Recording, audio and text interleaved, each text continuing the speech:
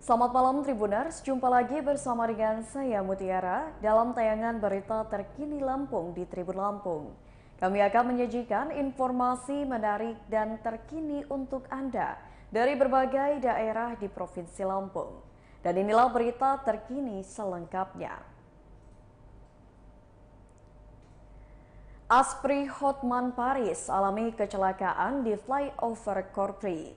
Asisten pribadi atau Aspri pengacara kondang Hotman Paris Hutapea, Putri Maya Rumanti mengalami kecelakaan di Bandar Lampung pada Sabtu 6 Agustus 2022. Kecelakaan yang dialami Putri Maya Rumanti terjadi di flyover Jalan Sultan Agung Riasudu, Bandar Lampung. Kecelakaan itu terjadi ketika Aspri Hotman Paris melintas dengan mengendarai Hyundai Palisade dengan nomor polisi BE 805 PUT di ruas Jalan Bandar Lampung sekira pukul 11:30 waktu Indonesia Barat. Mobil tersebut terlibat kecelakaan dengan motor Honda Vario hitam dengan nomor polisi B3557 SGW. Di mana mobil Putri Maya Rumanti ditabrak oleh sepeda motor tersebut. Arus lalu lintas sempat terganggu sehingga petugas dari Satlantas Polresta Bandar Lampung mengamankan arus kendaraan. Akibat kecelakaan tersebut, ban mobil sebelah kiri yang dikendarai pengacara kondang asal Lampung itu mengalami pecah ban dan motor yang terlibat ringsek. Adapun pengendara motor Honda Vario adalah anggota TNI dari Kodim 0410 Bandar Lampung, Pratu Alif. Saat ditemui Tribun Lampung, Putri mengatakan motor tersebut sempat masuk ke dalam kolong mobilnya. Ia mengatakan saat kejadian kondisi di flyover Korpri sedang macet. Lalu ia melihat dari spion dari arah Transmart ada motor yang melaju dengan kecepatan tinggi. Akibatnya kecelakaan tak terelakkan lagi. Menurut Putri, pengendara motor selamat meski ada beberapa luka di bagian kakinya. Melihat itu, spontan ia meminta ojek online membawa pengendara motor tersebut ke rumah sakit Immanuel. Sebab mobil miliknya pecah ban dan tidak mungkin dijalankan. Putri sendiri mengatakan dirinya hendak ke Jakarta namun ingin mampir ke Lampung Tengah untuk mengambil berkas perkara. Tetapi malah di flyover Korpri ia mengalami laka lantas.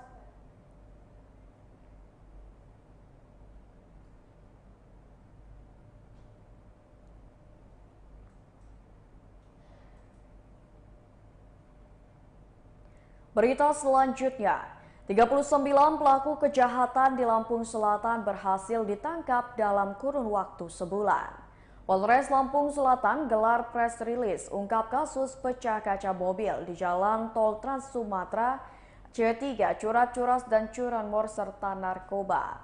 Kapolres Lampung Selatan AKBP Edwin memimpin langsung press release yang dilakukan di halaman Polres Lampung Selatan pada Sabtu 6 Agustus 2022. Edwin mengatakan kasus yang berhasil diungkap yang pertama adalah kasus pelemparan kaca bus di Jalan Tol Jalur A kilometer 68+600 hingga kilometer 70, Desa Serdang, Kecamatan Tanjung Pintang, Lampung Selatan. Selain itu, Edwin mengatakan pihaknya juga berhasil mengungkap 13 kasus C3 yang terdiri dari kasus curat 7 laporan, kasus curat 1 laporan, kasus curanmor 4 laporan, dan kasus pengerusakan 1 laporan. Ia mengatakan total tersangka yang diamankan dalam kasus C3 ada 39 orang selama Juli hingga Agustus 2022. Edwin juga menuturkan pihaknya juga berhasil mengungkap kasus penyelundupan narkoba dalam jumlah barang bukti yang besar. Adapun jumlahnya ada 4 kasus dengan tersangka berjumlah 7 orang.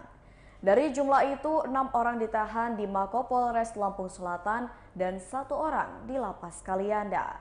Untuk barang bukti narkotika sabu sebanyak 2 kg dan ganja sebanyak 26,6 kg.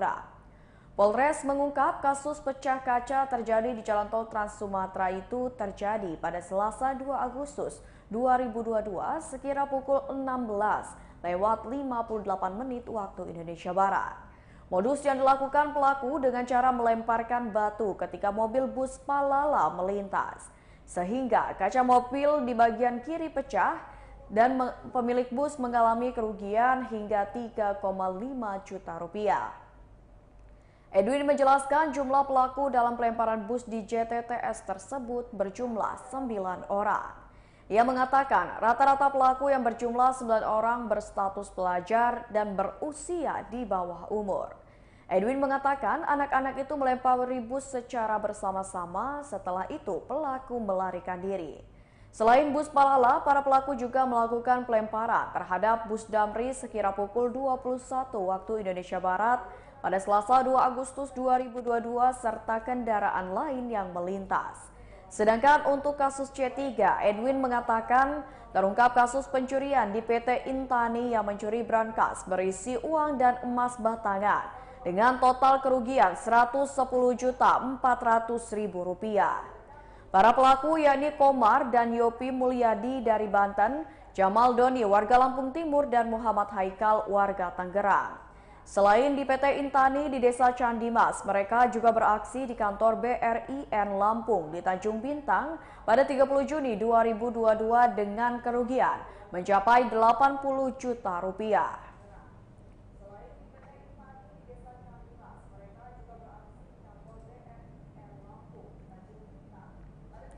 Berita selanjutnya, Menteri Erick Thohir hadiri seminar nasional Maspro di Lampung.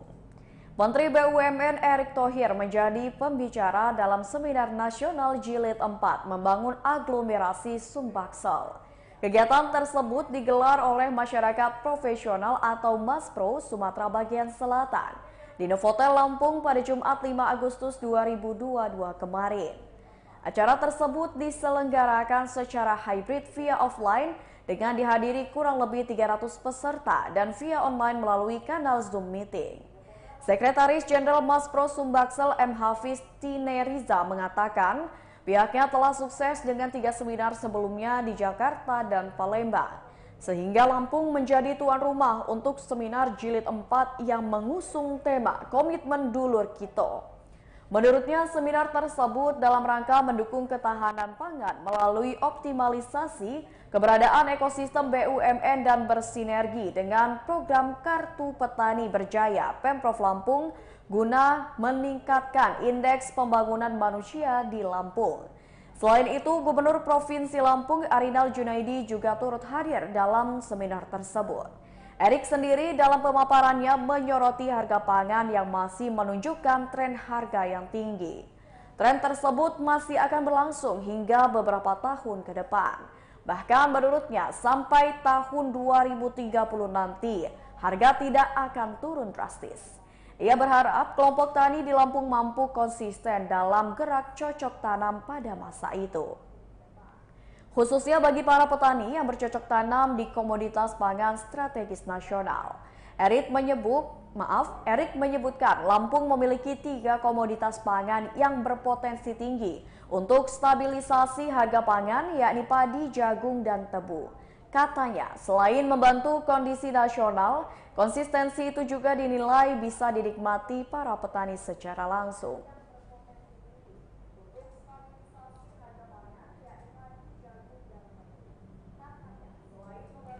Berita selanjutnya, kasus dugaan anak dihukum makan daun sawit berakhir damai.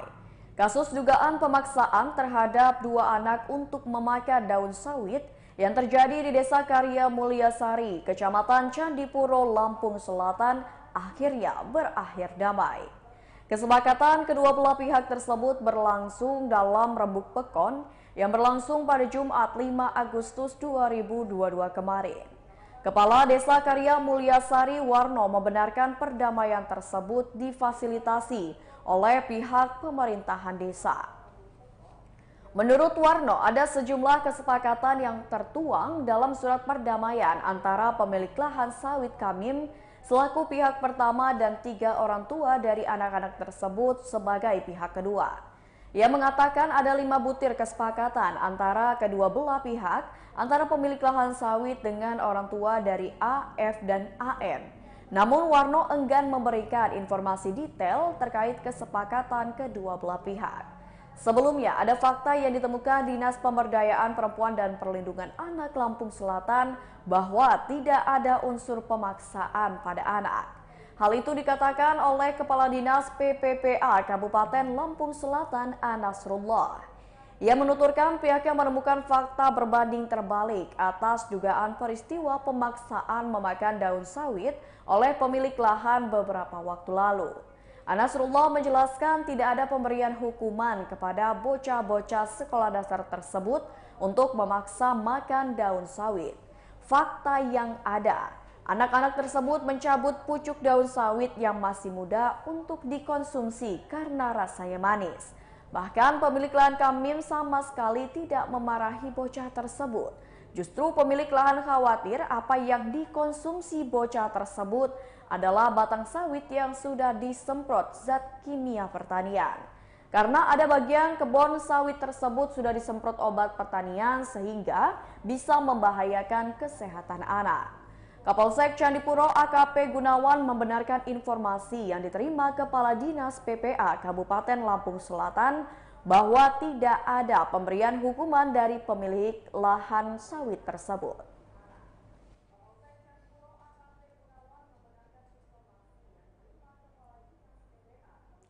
Berita selanjutnya, 375 peserta ikuti pameran dan kontes bonsai nasional di Bandar Lampung.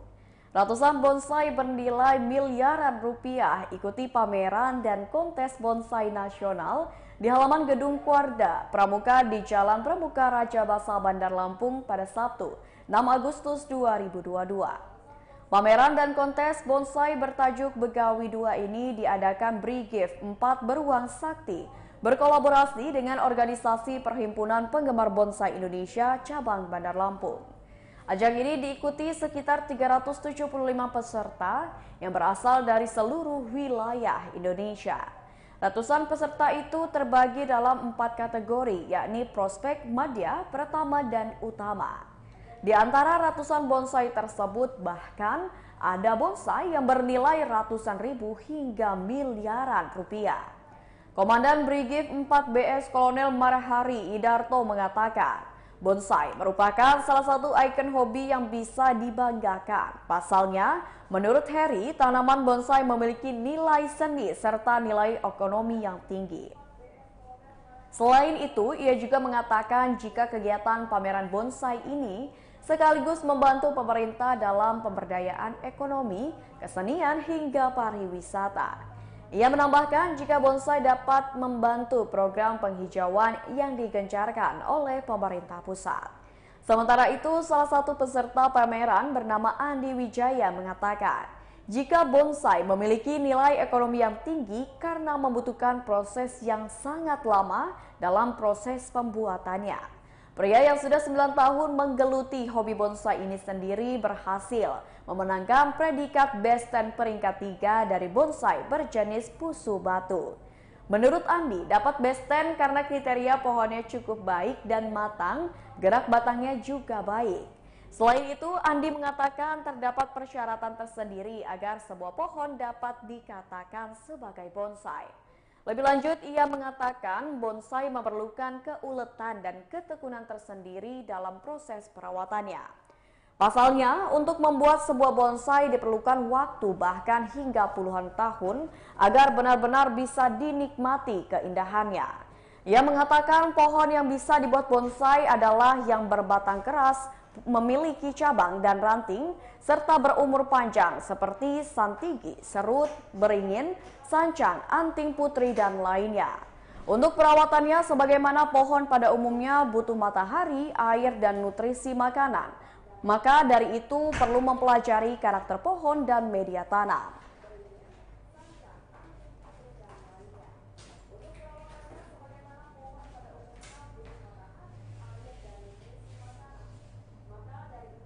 Berita selanjutnya, Grand Opening Kaldi.id Transmart Lampung beri gratis ice cream. Berawal dari usaha coffee shop, resto makanan Indonesia, teh hingga roti, kini Kaldi.id mulai merambah ice cream dan pizza. Berdasarkan penelusuran dari Tribun Lampung, Kaldi.id akan membuka cabang ketiganya di lantai dasar atau Grand Floor Transmart Lampung di Jalan Sultan Agung Wai Halim, Kota Bandar Lampung. Menurut Rili, manajer store kaldi.id cabang kaldi.id akan melangsungkan grand opening pada hari Minggu 7 Agustus 2022. Ia mengatakan kaldi.id di Transmart Lampung adalah outlet yang khusus menjajakan es krim, pizza, dan juga burger. Karena itulah, menjelang dibukanya tenan tersebut, kaldi.id Transmart Lampung mengadakan beberapa promo menarik. Mulai Jumat 5 Agustus 2022 kemarin, pihaknya mengadakan promo gratis es krim untuk setiap pembelian sampai hari Minggu. Apabila konsumen melangsungkan pembelian, maka satu es krim yang lembut dan manis akan didapatkan. Tak hanya itu, diskon dan door prize menarik berupa uang tunai hingga barang bermerek juga akan diadakan saat grand opening hingga akhir bulan Agustus 2022. Hingga akhir bulan nanti, kaldi.id akan memberi potongan harga sebesar 15% untuk seluruh jenis menu. Sedangkan door prize yang akan diberikan nanti berupa voucher uang tunai jutaan rupiah, voucher treatment emas antam, t-shirt Yak Grill, parfum, dan jam tangan Gisol. Cara untuk mendapatkan door prize di kaldi.id yakni dengan datang lalu berfoto di booth yang telah disediakan. Kemudian bisa mengikuti aturan yang ada seperti mengupload, memberi hashtag, dan memfollow akun media sosial kaldi.id seperti Instagram. Untuk syarat dan ketentuan door prize, kata Rili akan diinformasikan kembali melalui akun Instagram resminya. Rangkaian acara Grand Opening kaldi.id Transmart Lampung akan diselenggarakan mulai pukul 15 hingga 21 waktu Indonesia Barat. Sementara untuk jam operasionalnya akan dimulai pada pukul 10 waktu Indonesia Barat. Sekadar informasi, meski lokasinya di dalam pusat perbelanjaan ternama, kaldi.id membandrol harga terjangkau mulai dari Rp7.000 hingga Rp50.000.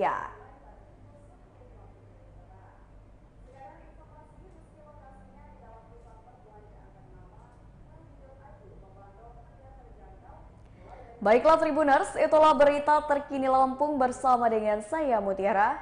Jangan lupa untuk terus saksikan YouTube Tribun Lampung News Video, Facebook Tribun Lampung, Instagram @tribunlampung, dan TikTok @tribunlampung untuk informasi terupdate lainnya. Dan khusus untuk Tribuners yang berdomisili di Lampung, jangan lupa untuk menghadiri gelaran Tribun Lampung Award 2022 dan Festival UMKM di Lapangan Saburai pada tanggal 10 hingga 14 Agustus 2022. Selamat malam dan sampai jumpa. Ini kayaknya harus